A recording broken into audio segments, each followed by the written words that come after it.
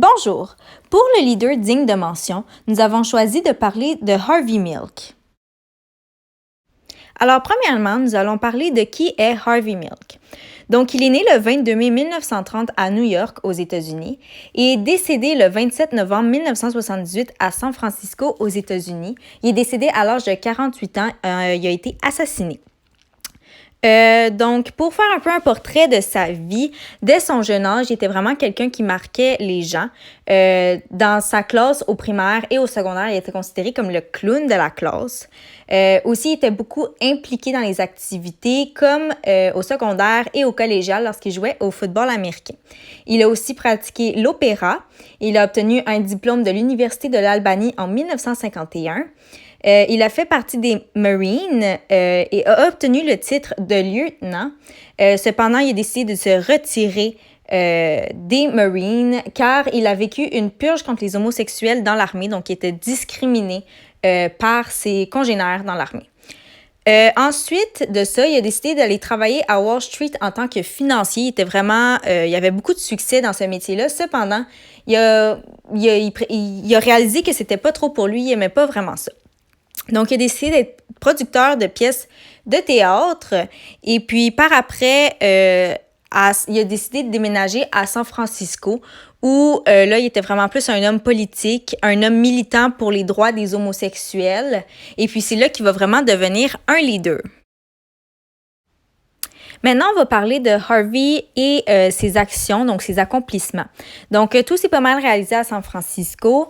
En premier, lorsqu'il a emménagé là, il avait une boutique d'appareils photo, mais il est rapidement devenu un meneur pour la communauté homosexuelle dans le quartier Castro qui faisait partie justement des quartiers gays de San Francisco. Donc, c'est ça, il était comme vraiment un représentant pour ce quartier-là à la mairie, il faisait valoir leurs droits et leurs opinions. Ensuite, vu qu'il avait gagné beaucoup de popularité et que les gens l'aimaient vraiment beaucoup, en 1973 et 1975, il a décidé de se présenter aux élections comme maire de la ville. Cependant, ça n'a vraiment pas fonctionné. C'est ses concurrents qui l'ont emporté sur lui. Mais il n'a pas abandonné parce qu'en 1977, il a réussi à être élu pour la ville de San Francisco en tant qu'élu superviseur, qui est un conseiller municipal. Et puis, c'était vraiment un exploit car c'était le premier homme homosexuel affiché publiquement qui remportait ce prix-là. Et puis, durant son mandat, il a fait beaucoup de choses pour la communauté homosexuelle. Notamment, il a adopté des projets de loi valorisant leurs droits et des projets de loi interdisant la Proposition 6, qui était une loi qui aurait empêché les professionnels, comme les professeurs, qui étaient ouvertement homosexuels, de pratiquer leur métier. Donc, il est vraiment devenu un leader dans sa communauté et maintenant, on va voir les éléments qui le représentent comme leader, dont ses caractéristiques et ses qualités. Alors, premièrement, pour les caractéristiques qui le décrivent en tant que leader, il réagit positivement aux échecs. Ça, c'est notamment vu lorsqu'il a essayé de se présenter à la mairie en 1973 et 1975. Il aurait pu décider, après sa première et même sa deuxième défaite, de juste lâcher le projet puisqu'il ne se rendait pas plus loin que ça. Il perdait contre ses adversaires. Mais il a continué à progresser. Il a fait des changements à sa campagne et puis il s'est rendu plus visible au sein de sa communauté. Il est allé chercher plus de monde pour être ensuite élu en 1977. Donc, il n'a pas abandonné. Puis, c'est ça, il a réagi de façon positive en persévérant pour atteindre ses buts. Ensuite, il est engagé et déterminé à la cause. Donc, c'est vraiment quelqu'un qui s'est dédié aux droits de la communauté gay. Il s'est battu pratiquement toute sa vie.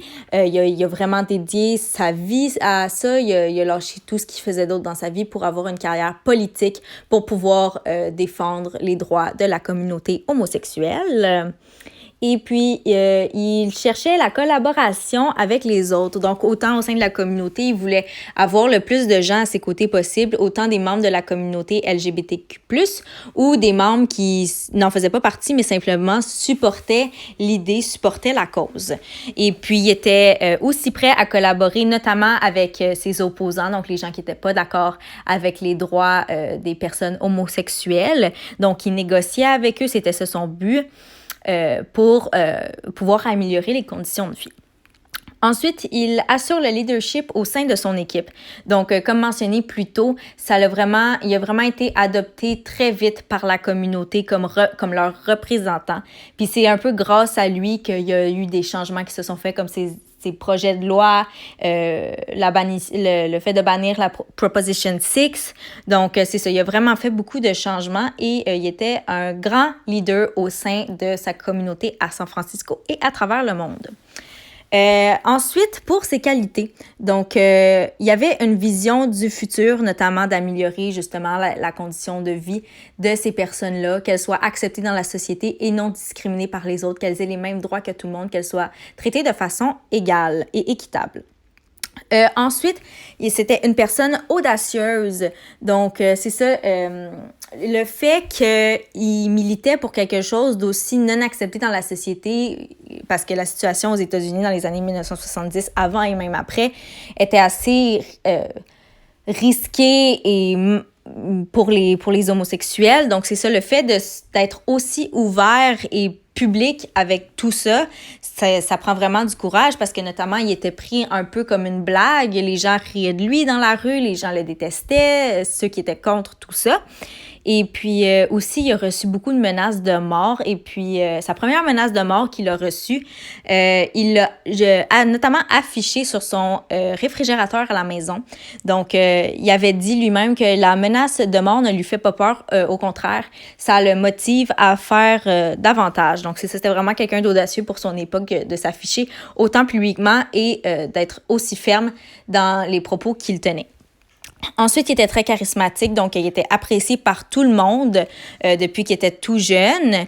Et puis, notamment, il était reconnu pour son humour. C'était pas un leader sérieux, c'était vraiment un leader qui aimait être proche du monde, qui aimait s'entourer de personnes, qui aimait rire. Donc, il commençait souvent ses discours publics avec une blague comme brise-glace, qui rendait l'atmosphère plus léger pour les sujets sérieux dont il allait parler par après. Ensuite, il inspire et mobilise les gens. Donc, pour le fait d'inspirer les gens, il y a eu beaucoup de choses qui ont été faites en sa mémoire, notamment des clubs qui portent son nom, dont le Harvey Milk Institute et le Harvey Milk Lesbian, Gay, Bisexual, Transgender Democratic Club. Ces deux-là se situent à San Francisco, mais il y en a partout à travers le monde, surtout aux États-Unis. Il y a aussi un documentaire qui a été fait sur sa vie qui s'intitule The Times of Harvey Milk. Et puis, ce documentaire-là a été mis en DVD en 2004. Donc, il est accessible à tous. Et le documentaire a obtenu un Oscar pour le meilleur documentaire qui représente la vie de quelqu'un. Et notamment, il a inspiré plusieurs romans et chansons. Donc, c'est ça, il a vraiment marqué toute la population à cette époque-là, et encore aujourd'hui, on parle de lui. Il est encore présent. Et pour le fait de mobiliser les gens, il encourageait les gens à manifester. Il allait lui-même manifester souvent. Donc, c'est ça, il mobilisait vraiment son entourage à participer à la cause. Et ensuite, il trouvait des solutions aux problèmes, notamment à l'aide de ses campagnes. Il a changé sa façon de faire. Il a trouvé des solutions pour négocier avec ses adversaires. Donc, c'est ça, il était vraiment quelqu'un avec beaucoup de qualités et de caractéristiques. Puis, pour le style de leadership qui le décrit, il y en a plusieurs qui peuvent le décrire. Premièrement, il y a le visionnaire. Donc, le fait qu'il rassemble les personnes autour d'une vision commune dans un climat positif. Donc, c'est totalement le but de ce qu'il voulait faire. Il voulait ramasser la communauté, avoir la plus grande communauté possible, puis les mettre d'accord avec la cause, ses opinions et ses intérêts, tout ça dans un climat positif. Ensuite, il y avait le partenaire qui est défini par l'harmonie entre les participants, soit le fait de travailler ensemble. Et c'était ça son but, c'est que grâce au poids d'une communauté, il puisse changer les choses. Il voulait que les gens soient impliqués, comme j'ai mentionné plus tôt. Donc, c'est ça, le but, c'était vraiment d'avoir plusieurs personnes pour atteindre le but commun. Et finalement, le démocratique et altruiste, qui consiste à considérer son entourage comme compétent, qui fait preuve d'initiative, de jugement et qui est impliqué. Donc, il encourageait vraiment les gens à participer avec lui, autant dans les manifestations que faire des propositions pour leurs droits.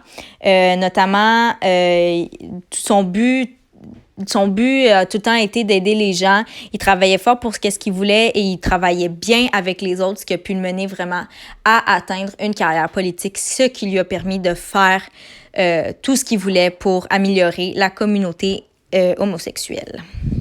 Alors voilà, c'était le leader que nous voulions présenter. J'espère que vous avez apprécié et que vous en avez appris un peu plus sur une personne qui a complètement changé la situation pour plusieurs personnes à travers le monde entier. Merci.